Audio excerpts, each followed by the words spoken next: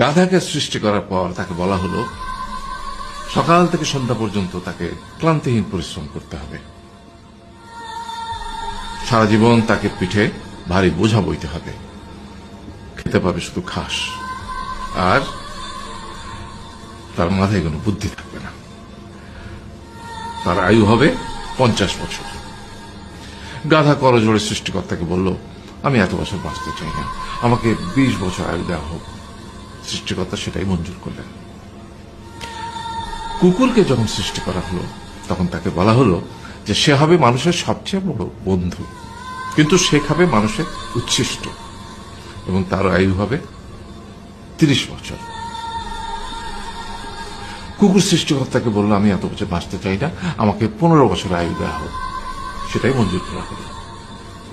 এরপর বানরকে বলা হলো, তুমি শুধু গাছের এ ডাল থেকে ও ডালে ঝুল খাবে এবং নানান রকম ফন্দি ফিকির করে মানুষকে আনন্দ দিবে, তোমার আয়ু হবে 20 বছর। বানর বলল, আমি 20 বছর বাঁচতে চাই না, আমাকে 10 বছর দেওয়া হোক। সেটাই মঞ্জুর করা হলো। এবার এলো পুরুষ মানুষের পালা। তাকে বলা হলো যে তুমি হলে প্রাণীকুলের মধ্যে সবচেয়ে বিচক্ষণ এবং বুদ্ধিমান, সেই জন্য তোমাকে প্রাণীদের শিরোমণি করা হলো এবং তোমার আয়ু হবে 20 বছর।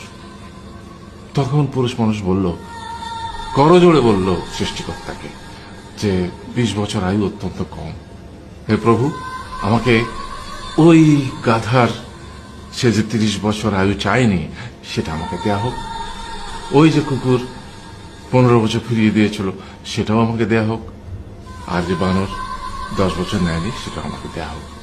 20 বছর অত্যন্ত কম, আমি দীর্ঘদিন বাঁচতে চাই।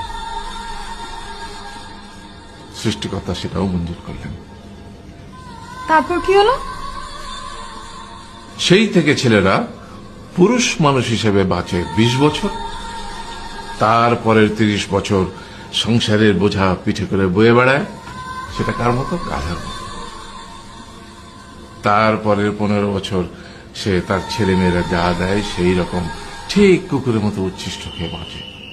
আর তারপরে বৃদ্ধ বয়সে ঠিক বানরের মতো, যেমন গাছের এডাল থেকে ওডাল ঝুল খায় বানর, তেমনি এই ছেলের বাড়ি থেকে ওই ছেলের বাড়ি, আর নানান রকম ফন্দি ফিকির করে তার নাতি নাতনিদের আনন্দ দেওয়ার চেষ্টা করে।